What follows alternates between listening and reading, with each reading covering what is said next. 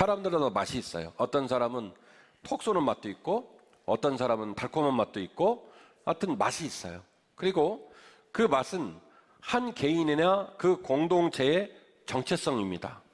그 사람이 사는 맛을 보면 저 사람의 취향, 저 사람의 성향, 저 사람의 생애 방향이 이렇게 생겼구나라고 우리가 느끼게 되는 것이죠. 결국 그 개인과 공동체가 그 모습으로 쭉 살았을 때 나중에 어떤 열매를 맺힐까, 어떤 결과를 낼까를 관측할 수 있는 지표도 그것도 뭐가 되냐면 살아가는 맛입니다. 자, 맛은 되게 좀 시적인 표현이니까 조금 더 전문적인 용어로 들어가 보면 태도와 방향이라고 말할 수 있을 거예요. 나름대로 사는 맛을 좀 더 특정을 하자면 어떤 단어로 표현할 수 있다고요? 태도와 방향.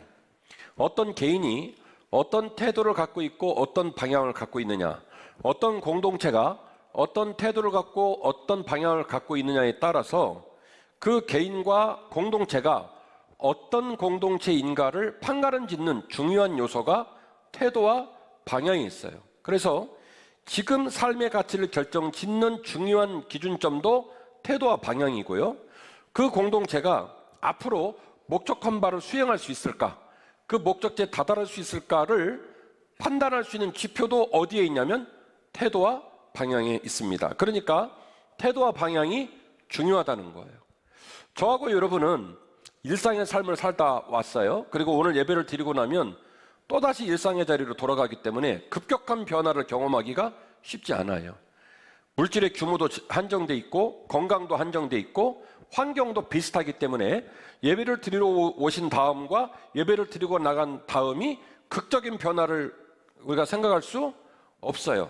힘들어요. 하지만 이 짧은 한 시간의 말씀을 통해서 우리가 태도를 다시 바로잡고 삶의 방향점을 교정해서 다시 바로잡고 그것을 꾸준히 이행해 나가다 보면 언젠가 그 태도와 그 방향성 때문에 우리는 전혀 생각하지 못했던 아름다운 열매, 꿈꾸지 못했던 아름다운 목적지에 다다르게 될 줄 믿습니다.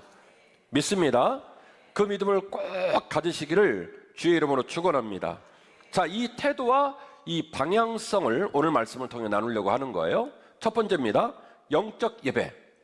신앙은 저항과 입증을 통해 열매를 드러내게 되는 줄 믿으시기를 바랍니다. 신앙은 저항과 입증을 통해 열매를 드러내게 됩니다. 자, 이 문장 좀 떼놓으시고요. 신앙생활 하는 사람은 다 좋은 신앙을 보여주고 싶은 욕심은 있어요. 오늘 이 명제는 뭐냐면 그 비전과 그 욕심을 이룰 수 있는 구체적 지침을 말하는 거예요. 저항은 무슨 말이냐면 세상 앞에, 세속 앞에 저항하는 걸 말하고요. 입증은 뭐냐면 우리 입으로 말한 신앙, 그 신앙의 실체를 드러내는 걸 입증이라고 그래요. 그러니까 신앙은 세상 앞에서는 저항하고 우리의 신앙 앞에서는 오히려 어떻게 해요? 그 신앙을 증거로 입증해내는 그 과정을 통해서 우리 열매를 드러나게 됩니다. 그리고 이런 과정을 수행하는 모습을 오늘 로마서 12장 말씀은 딱 한마디로 뭐라고 말하냐면 이것이 너희가 하나님께 드릴 영적 예배다라고 말씀을 한 거예요. 다시 말씀을 드리면요, 로마서는 그냥 어떤 공동체를 위로하는 차원의 책이 아니라 사명을 위한 책이고요, 신앙인이 어떻게 신앙의 열매를 맺을 수 있을까에 대한 영적 지침서입니다. 자, 본문으로 들어가죠. 로마서 12장 1절입니다. 신앙을 간직한 사람은요, 자신의 몸을 제물처럼 드려야 한다는 거예요. 그리고 그것이 산 제물이고 그것이 영적 예배라는 거예요. 오늘은 할렐루야가 리액션이 좋으니까 물어봅니다. 자, 여러분의 몸을 주께 제물로 드리시기를 주의 이름으로 권면합니다. 제물의 가치는 뭐냐면 제물은 안 죽으면 걔는 제물이 아니에요. 버르장머리 없는 놈이고요. 제물은 죽어야 돼요. 제물을 사고 제물을 데려온 사람의 죄, 그의 문제를 대신해서 그걸 짊어지고 이 사람 때문에 죽겠다라고 말하는 게 뭐냐면 제물이에요. 그러니까 할렐루야 찬양대가 막 믿음이 좋아서 아멘 이랬잖아요. 예배 끝나고 다 죽어버릴 생각을 한 거예요? 그건 상황 아니죠. 네. 자, 오늘 본문은 말합니다. 신앙을 간직한 사람은요, 반드시 자신의 몸을, 우리 할렐루야 찬양의 고백처럼 하나님, 내 몸을 하나님께 제물로 드리겠습니다 라는 마음으로 살라는 거예요. 그리고 그것이 하나님께 드릴 산 제물이란, 아멘 하셔. 죽지는 말라는 거예요. 죽지는 말고 살아있되, 내가 제물 되었지, 내가 제물 되어야지 하는 마음으로 살아라. 그게 바로 뭐라고요? 산 제물. 1분단, 2분단, 3분단, 4분단, 챔버, 중삼층. 우리 모두가 이 말씀을 듣고 아멘, 주여 내가 주님 앞에 제물로 쓰임 받기를 원합니다 라고 할 때 그게 뭐라고요? 산 제물. 그리고 그 산 제물은 입 밖으로 선언을 했다고 해서 화까닥 하고 되는 게 아니에요. 죽은 제물은 이걸 한 방에 이룰 수 있어요. 뭐 하면 되는 거예요? 죽은 제물은. 제물은 되는 게 힘들어서 그렇지, 제물은요, 완성은 명확하게 될 수 있어요. 어떻게 완성돼요?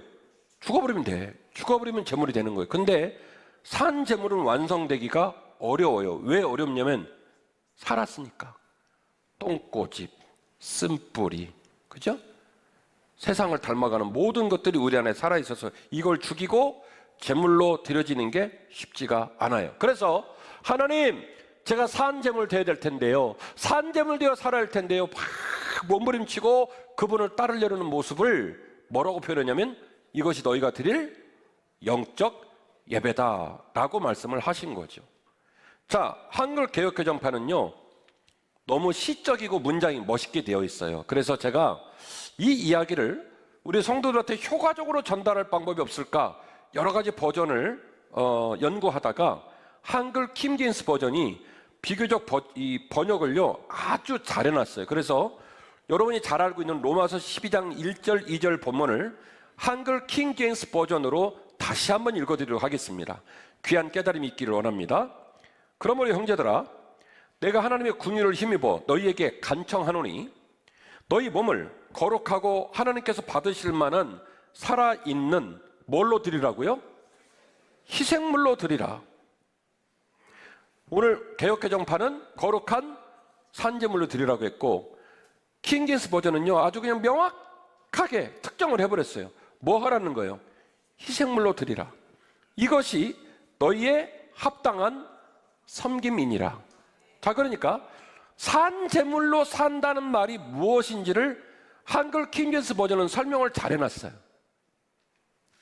욕하고 싶을 때, 돈 뺏고 싶을 때, 고집 부리고 싶을 때, 시기하고 싶을 때, 질투하고 싶을 때, 싸우고 싶을 때, 미워하고 싶을 때, 세상의 수많은 더러운 복판에서 그 사람들 하는 모습 그대로 하고 싶을 때, 너희가 그때 희생을 결정할 수만 있다면, 너희가 그때 브레이크를 걸고 나 안 끌려갈 거야, 나 그 모습 그대로 함몰되지 않을 거야 라고 마음을 먹고 하나님 앞에서 희생하는 모습으로 네가 제동을 걸고 그 자리에 설 수 있을 때 그 모습이 너희가 하나님께 드리는 뭐라는 거예요? 섬김이라는 거예요.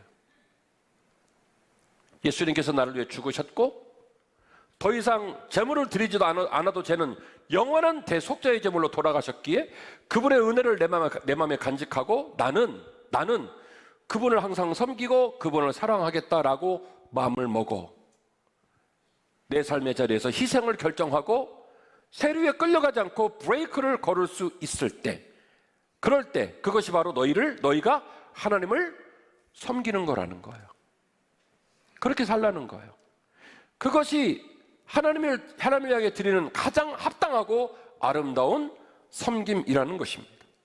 2절, 너희는 이 세상에 동화되지 말고, 참 아주 그냥 확실하게 써놨어요. 개역개정판은 뭐라고 썼냐면 너희는 이 세대를 본받지 말고, 그러니까 좀 너무 시적인 표현이잖아요. 그런데 이 킹제임스 버전은요 이렇게 말했어요. 너희는 이 세상에 동화되지 말고. 무슨 얘기예요? 희석되어 끌려가지 말라는 거예요. 그들에게 일치된 모습으로 정체성을 잃어버리고 그들의 모습으로 함몰되어 끌려가지 말라는 거예요. 동화되지 말라는 거예요. 너희는 이 세상에 동화되지 말고 오직 너희 생각을 새롭게 함으로 변화를 받아. 하나님의 그 선하시고 받으실 만하며 완전한 뜻이 무엇인지 뭐 하라고요? 입증하도록 하라. 우리 성경은 뭐라고 써있냐면 분별하라 그렇게 돼 있어요. 분별하라는 단어는 좀 수동태처럼 보이잖아요. 이게 되는 거지? 안 되는 거지? 이게 생각하고 판단하고 뭐 이 정도면 분별 느낌이 있죠. 행위는 없고 생각이나 말로써 분별을 말할 수 있겠죠. 근데 입증은 말로 돼요, 안 돼요? 안 돼요. 한글 킹제임스 버전은 분별이라고 하는 일종의 수동적인 느낌을 내는 표현으로 이 본문을 해석해서는 안 된다는 거예요. 그래서 뭐라고 표현하냐면 입증하라는 거예요. 증거를 드러내라. 네 입의 신앙, 네 마음의 신앙이 하나님 아버지 앞에서, 세상 앞에서 너희들이 세상을 저항하고 여전히 하나님을 따르는 공동체와 민족이라는 사실을 반드시 드러내 입증하라는 거예요. 자, 그러면 동화와 입증은 짝을 이룹니다. 좀 죄송한 말이지만 분별은 말로 가능하고 분별은 상념의 체계와 글로 가능한지 모르겠어요. 그러나 제가 알기로 입증은 글로는 안 됩니다. 삶으로 드러내야 돼요. 이 삶에, 여러분이 이렇게 앉았으니까 이쪽을 입증으로 할게요. 자, 이 입증이라는 엄청난 열매가 맺히려면 앞에 선행되고 있는 조건이 있어야 돼요. 그게 뭐예요? 동화예요. 동화 문제를 해결 안 하면 입증을 해요, 못 해요? 못 하는 거죠. 내 생각과 내 물질과 내 시간과 내 삶의 자리가, 내 마음이 자꾸 세상에 동화되어 있어요. 그런데 말로는 그 사람이 목사라는 사실을, 그 사람이 장로라는 사실을 반드시 입증하겠대요. 이루어질까요? 이루어지지 않을까요? 못 이룰 겁니다. 왜요? 뭐가 해결이 안 된 거예요? 이 동화되는 문제가 해결이 안 됐기 때문에 입증을 할 수 없는 거죠. 그래서 로마서 12장 2절 말씀은 너희들의 신앙을 세상 앞에 하나님 앞에서 입증하려 치면 그 모든 걸 시작하는 첫 번째 출발점에 뭐가 있었냐면 세상 앞에 동화되지 말라는 거예요. 저항하고 동화되지 않는 문제를 해결해야만이 비로소 입증의 첫 발을 내딛게 된다라는 얘기죠. 주님께서는 그 동화를 저항하고 또 그렇게 주님을 따르려고 몸부림치는 사람이 그 일을 해낼 수 있도록 우리에게 참 덕스럽고 좋은 권면을 또 주셨어요. 요한복음 15장입니다. 내 안에 거하라.